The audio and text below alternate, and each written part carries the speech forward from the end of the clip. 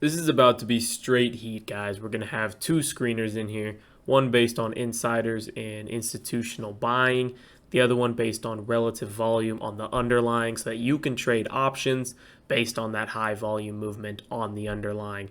Drop a like here, guys, if you're going to use these screeners or if you just appreciate the videos. And let's cut the shit and get into it. So this first one is what I call options active. This is when the underlying is active, relative high volume compared to what it's seen in the previous days.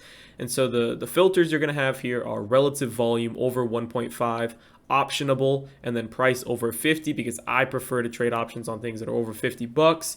You're going to get things like Apple, which is a big move today. That's something that you could capitalize on.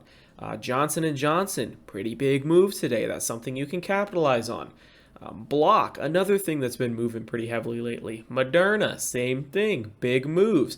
Tyson Foods, big move today. These are things that you can capitalize on and you can use options. So if you have a smaller account, you don't need to worry about shares.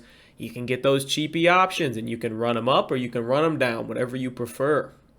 The next one we're going to go to is called Suits plus Insiders. This is a much smaller one. You're going to get not as many things out of it, but what we have on this one, sorry, looks like I got an ad there. Institutional transactions are going to be positive. Average volume is over 100K because I want to be able to buy shit. Insider ownership is over 20%. Insider transactions, positive again. And then institutional ownership over 20%.